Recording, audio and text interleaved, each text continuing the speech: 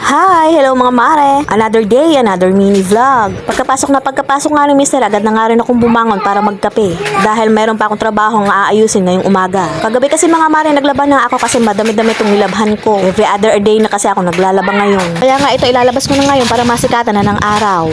Pagpasensyahan nyo na nga mga mare dahil yung voice over ko maingay dahil ng mga bata naglalaro. Pagdating nga pala sa pagsasampay mga mare, ay talagang marikutitos din ako. Gusto ko yung pantay-pantay din sila at iba-iba yung mga magkakasama. Pagkatapos ko may labas yung mga sampay mga mare, ito nagburuning na naman ako ng kamatis na tanim ko. Kasarap nga sa paningin mga mare dahil yung mga tanim ko malalaki na. At konting panahon pa mga mare, magbubunga na nga yan. Medyo marami-rami din kasi yung punlayan. Nasa 10 sako nga yung pinagtaniman ko. Pagkatapos nga nito mga mare, nadiligan ko na nga at pumasok na nga ako dito sa loob ng bahay namin para magsimula magluto ng pangumagahan namin. Sakto nga mga mare dahil may isda pang ipipirito dito, kaya ito pipirito ko na para sa umagahan naming mag-iina.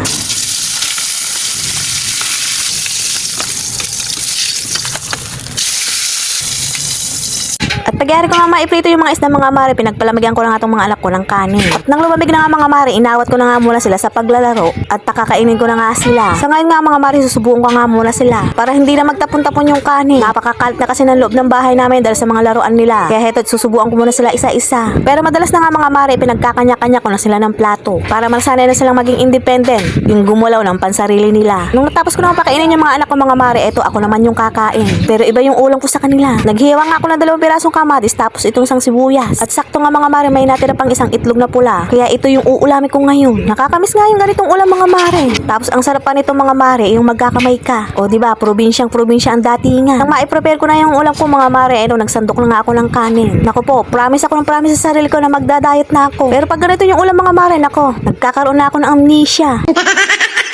Sino ba naman kasi hindi gaganahan sa pagkain pag ganito yung ulam mga mare? Nako, at talagang mapapahirit ka pa nga ng isang sandok na kanin. Dito na nga ako kumain sa lamesa mga mare para masilip ko yung mga batang naglalaro. At nung mabusog na nga ako mga mare, ay agad-agad sinunod ko ng hugasan tong mga pinagkainan namin. Konti lang naman yan dahil kami mag-iina lang yung nandito sa loob ng bahay dahil si Mister pumasok sa trabaho. O siya mga mare, patapos na nga itong video ko at hindi ka pa nakakapag-follow, mag-follow ka na. At saka naman pwedeng pakiwanan ng isang heart dyan. Dyan na nga kayo, bye-bye!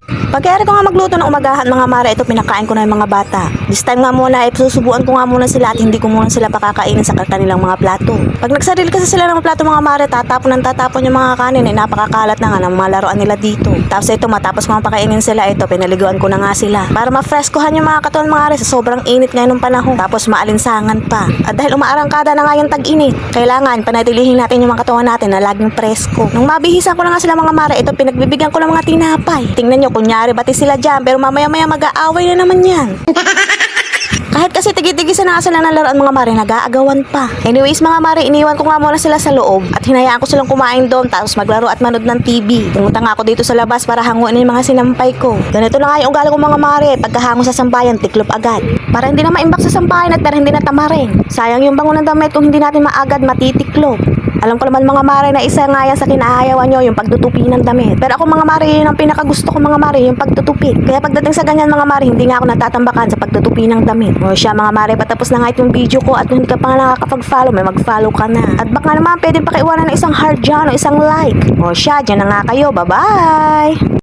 At dahil mainit na ngayon ang panahon, tara magtanggal tayo ng singaw ng init. Bandang alas 5 na nga mga mare, after kong maligo, ito na agad yung ginawa ko. Winalasan ko nga muna para matanggal yung mga alikabok. Alam niyo naman, kahit saan sulok ng bahay namin talagang maalikabok. Pagkatapos ngayon nilampaso ko na nga agad. At talaga namang yung init at yung singaw ng init dito sa loob ng bahay namin ay talaga namang ramdam na ramdam dahil sa sobrang baba ng bubungan namin. Kaya ang ginagawa ko na nga lang mga mare ay nilalampaso ko lahat. Yung ilalim sa gilid, tapos tungtong naglalaro ng mga bata para naman sumingaw-singaw yung init. Nagsisimula pa nga lang yung init ng panahon, pero grabe na agad yung paramdam. Pagkatapos ko nga sa loob, dito naman ako sa labas, nagtanggal ng singaw. Sobrang darang kasi dito, dahil yung init ng araw direktang tumatama dito sa tapat ng bahay namin. Kaya ang ginagawa ko nga lang solusyon mga mare. Matapos ko nga mahulisan na ito, sinasabuyan ko nga ng tubig. Ito nga yung fab ko na ginamit ko kagabi nung naglaba ako, kaya itong sinaboy ko dito sa simento. Para naman yung singaw ng init ay pumbres ko ng kahit kakaunti. At para lumamig-lamig naman yung pasok dito sa loob ng bahay namin. At pagkayari nga niya mare, pumasok na nga ako dito sa loob para silipin yung mga anak kong mga naglalaro. At sa lagay na ngayon ng mga rin, hindi pa nga sila nag-aaway dahil may kanya-kanya silang ginagawa. Kaya naman ito, pabalik na ako ng kusina para magtimpla ng kape. Alam niyo naman, kahit kainitan, hindi natin maiiwasan yung pagkakape. O siya, dyan na nga kayo. Bye-bye!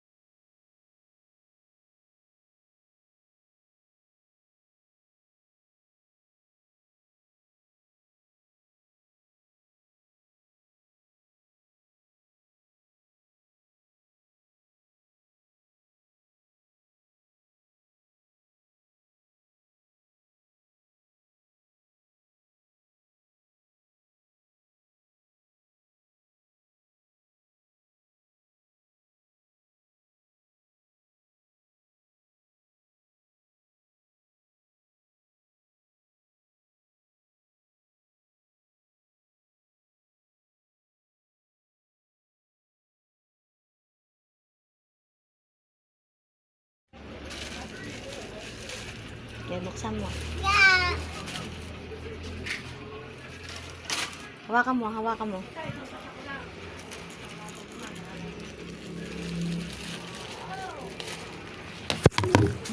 Tas. Wait lang, wait lang. Wait lang. Thank you, Mama. Thank you, Mama. Shoot! Sana shoot! Wow! Wag na! Wow!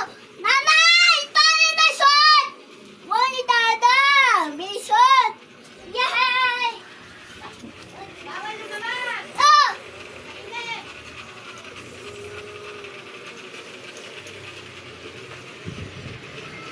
Suot mo. Ay!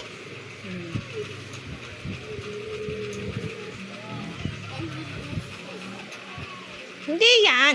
Huwag mo pakialaman yan. Ganyan lang. Yan.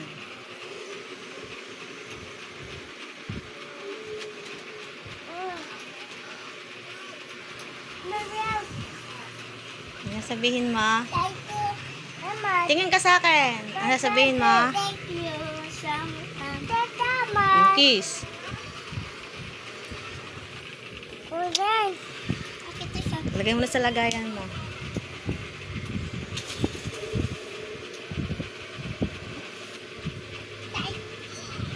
Hindi na sira. Hindi na butas.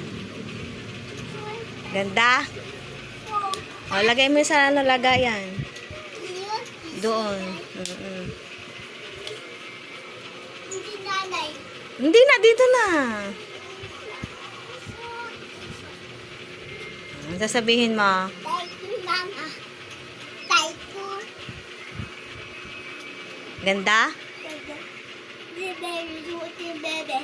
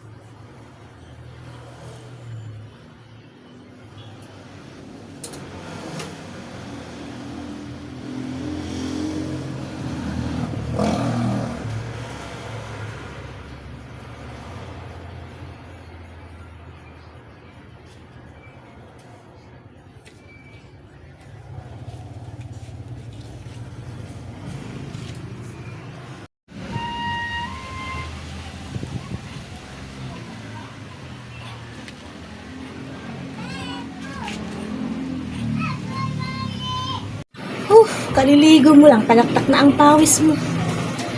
Hay, Pilipinas. Patay na yung aircon sa Pilipinas. Kapag kapi nga.